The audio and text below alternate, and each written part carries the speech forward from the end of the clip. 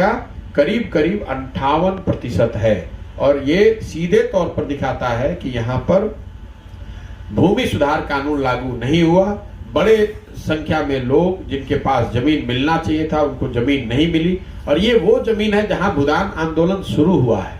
आप अंदाजा लगाइए कि जिस राज्य से भूदान आंदोलन शुरू हुआ वहां पर आज देश में सबसे बड़ी संख्या भूमिहीनों की है। मैं पश्चिम चंपारण का आपको एक आंकड़ा बता रहा हूं, 1,25,000 परिवार ऐसे हैं जिनको पिछले 30 साल में जमीन का पट्टा दिया गया और आज तक उनको उस जमीन का अधिकार नहीं दिया गया, उनको जमीन पर कब्जा आज तक नहीं मिला है। मैं पूर्वी चंपारण का आंकड़ा भी जब ये जिला पूरा करूंगा तो आपके साथ साझा करूंगा। तीसरी बात जो उद्योग धंधे की है, पूंजी की है, मैं ये आंकड़ा आपके साथ साझा करना चाह रहा हूं। बिहार में हम लोग कहते हैं उद्योग धंधा लगेगा, कैसे लगेगा? जब हम लोग उद्योग धंधों की बात करते हैं तो ज्यादातर बड़े फैक्ट्रियों के बारे में सुनते हैं। एक आंकड़ा मैं आपको बताना चाहता हूं, सीडी रेशियो जो है, मतलब कैश डिपॉजिट रेशियो, जो बैंकों में हम और आप बिहार की जनता जो पैसा जमा करती है, वो बैंकों की जिम्मेवारी है कि उस पैसे को ऋण के तौर पर लोगों को दे ताकि बिजनेस करने वाले, उद्योग धंधे करने वाले लोगों को पूंजी मिल सके। देश में ये आंकड़ा है 70%, मतलब बैंकों में 100 रुपए जमा होता है तो 70 रुपया ऋण के तौर पर लोगों के पास वापस आता है।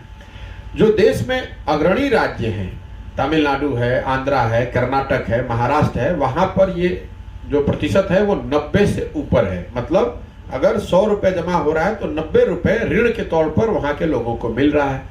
बिहार में ये आंकड़ा है 40%। सीडी रेशियो बिहार का है 40%। अब इसका मायने मैं आपको समझाता हूं। लोग कहते हैं पैसा कहां से आएगा। बिहार की गरीब जनता 4 लाख करोड़, पिछले साल 4,12,000 करोड़ रुपया बिहार के लोगों ने बैंकों में जमा किया, और अगर राष्ट्रीय स्तर भी आप उठा लें 70%, तो मतलब 2,80,000 करोड़ रुपया बिहार के लोगों को ऋण के तौर पर उनके रोजी रोजगार करने के लिए मिलना चाहिए था। चाहे आप दुकान चलाते हैं, टैक्सी चलाते हैं, उद्योग धंधा करते हैं, छोटा बड़ा जो भी काम करते हैं, 2,80,000 रुपया ऋण के तौर पर एक साल में मिलना चाहिए था। मिला कितना है? 40%, मतलब 1,65,000 करोड़ के आसपास। तो आप समझिए 1,20,000 करोड़ रुपया जो, और ये बजट का पैसा नहीं है, ये हम लोग का पैसा है जो मिलना चाहिए। और आप कह रहे हैं कि यहाँ उद्योग धंधा नहीं बढ़ रहा है, रोजगार नहीं बढ़ रहा है। कैसे बढ़ेगा? जब नीतीश कुमार मुख्यमंत्री बने तो सीडी रेशियो था 25%। वो लालू जी के राज की कृपा थी कि मतलब बैंक में 100 रुपए जमा हो रहा है तो 25 रुपए ही लोगों को ऋण के तौर पर मिल रहा है। और दूसरे राज्यों में, महाराष्ट्र में, कर्नाटक में, आंध्र में, तेलंगाना में ये रेशियो है 90, 95, 100। मतलब अगर 4 लाख रुपए करोड़ जमा हो रहा है तो 4 लाख करोड़ लोगों को ऋण पे मिल रहा है। तो आप और आपके, हमारे बच्चे, समाज में जो लोग काम कर रहे हैं, कोई दुकान खोलना चाहता है, कोई टैक्सी चलाना चाहता है, कोई एक वेंडर बनना चाहता है, कुछ उद्योग धंधा, छोटे मोटे जो उद्योग धंधे हैं, अगर आप सीडी रेशियो 22 के नीतीश कुमार में जमीन आसमान का फर्क है। आपके ही एक मित्र बता रहे थे कि पहले 5 साल के जो नीतीश कुमार थे उन्होंने काम किया था, लोगों को लगा था कि ये आदमी कुछ बिहार में सुधार करेगा, और वही वजह है कि इसी बिहार की जनता ने, मान लीजिए कि मेरी बात छोड़ दीजिए, इसी बिहार की जनता ने उसी नीतीश कुमार को 200 से ज्यादा सीट एनडीए को जिताया था 2009-10 में, आपको याद होगा।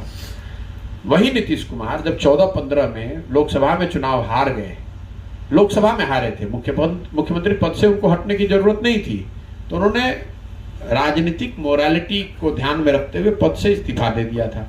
उनके पास 120 विधायक थे लेकिन उन्होंने पद से इस्तीफा दे दिया था। आज वही नीतीश कुमार चुनाव हार गए हैं 2020 में, उनके पास सिर्फ 43 विधायक हैं, फिर भी कोई ना कोई जुगत लगाकर मुख्यमंत्री बने हुए हैं।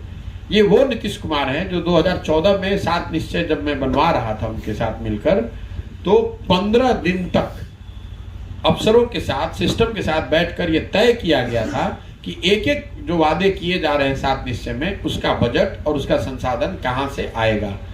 आज वो नीतीश कुमार गांधी मैदान में एक दिन खड़े होते हैं और बताते हैं कि 10 लाख लोगों को सरकारी नौकरी दे दूंगा, जबकि 2 महीना पहले तक कह रहे थे कि ये तो संभव ही नहीं है। तो नीतीश कुमार, उन्होंने 7 निश्चय, आपने कहा प्रचार किया, तो प्रचार किया, उसके साथ साथ ये भी कहा कि 7 निश्चय को लागू किया जाए। 7 निश्चय की योजना लागू है? लागू तो और अगर लागू नहीं है, मान लीजिए कि आप वोटर हैं और 7 निश्चय की योजना के आधार पर नीतीश कुमार के उससे पहले के काम काज के आधार पर आपने 2015 में उनको वोट दिया, 15 के बाद उन्होंने 5 साल 7 साल काम नहीं किया, तो आपके पास 2 विकल्प है कि चूंकि आपने उनको 2015 में समर्थन दिया था तो आप लगातार जीवन भर समर्थन देते रहे, या आप ये कहें कि नहीं, इनको समर्थन जिस पर दिया था ये काम किया नहीं, मैं समर्थन इनको ना दे किसी दूसरे को दूंगा। तो वही बात मेरे पर भी लागू होती है। भाई किसी के साथ आपने काम किया या किसी की मदद की, इसका मतलब ये तो नहीं कि वो आदमी सही करे या गलत, जिंदगी भर उसी के साथ रहिएगा। अगर मैं आज नीतीश कुमार जी के साथ जाकर काम करना चाहूं तो मुझे कौन रोक रहा है? वो तो रोज बुला रहे हैं। आपको मालूम है, आप तो मीडिया के आदमी हैं, पदयात्रा शुरू होने से पहले भी उन्होंने बुलाया, उससे पहले दिल्ली आकर मेरे से मिले तब भी बुलाया। मेरा बिहार की राजनीति में हस्तक्षेप करना, बिहार की राजनीति में आना, ऐसी मेरी कोई मंशा ही नहीं रही है। आप कह रहे हैं कि जीत जाइएगा तो क्या कीजिएगा क्या नहीं कीजिएगा। 15 में तो चुनाव हम जीत गए थे ना। अगर हमको यहाँ मंत्री बनना होता, बिहार की सरकार में रहना होता, तो हमको 15 में कौन रोक रहा था? हम ही बना रहे थे, हमारे ही सहयोग से बना था। हम ही उस समय उनके मुख्य सलाहकार थे, जिसको जरूरत हो, जिसकी मन होता अपने खुद बन जाते। हमारी कोई उस समय समझ ही नहीं है ऐसी थी कि हमें बिहार में कुछ ऐसा करना है। भाई अच्छा काम होना चाहिए। मैंने ये भी कहा कि आज 10 लाख नौकरी दे दें लड़कों को, मैं छोड़ देता हूँ काम। अभी ये पूरा अभियान वापस ले लेंगे, मैंने तो ऑन रिकॉर्ड कहा है। लेकिन अगर बिहार में सुधार नहीं हो रहा है या दिनों दिन स्थिति और खराब होती जा रही है, मैं भी यही का लड़का हूं, तो आकर मुझे प्रयास नहीं करना चाहिए। बिहार में देखिए, देश के ज्यादातर जो समृद्ध राज्य हैं, जो विकसित राज्य हैं, उन राज्यों ने जनसंख्या पर अपना नियंत्रण कर लिया। मतलब TFR जो है, टोटल फर्टिलिटी रेट 2.1 से नीचे अगर हो जाए तो जनसंख्या पर आपका नियंत्रण हो गया। मतलब धीरे धीरे जनसंख्या बढ़ेगी नहीं, समय कालखंड से धीरे धीरे या तो स्टेबल हो जाएगी या नीचे चली जाएगी। बिहार उन गिने चुने राज्यों में है जहां TFR आज भी 3 से ऊपर है, और ये दिखाता है कि जैसे गरीबी पर, शिक्षा पर या दूसरे अन्य विकास के मानकों पर हम लोग देश में सबसे फिसड्डी है, वैसे जनसंख्या नियंत्रण पर भी हम लोग देश में सबसे फिसड्डी है। TFR देश में सबसे ज्यादा आज जिन राज्यों में TFR टोटल फर्टिलिटी रेट जहां सबसे ज्यादा है, उसमें बिहार सबसे आगे है। तो जब तक आप लोगों को एजुकेट करके बेहतर परिवार नियोजन के माध्यम से लड़कियों की जो शादी की जो एज है उसको बढ़ाकर, या बच्चों के जन्म के में जो डिस्टेंस होना चाहिए, इस तरह के प्रयोगों को करके, उस तरह के जो प्रमाणिक बातें हैं उसको आप जमीन पर लागू नहीं करेंगे, तब तक आपका जनसंख्या कंट्रोल में आएगा नहीं।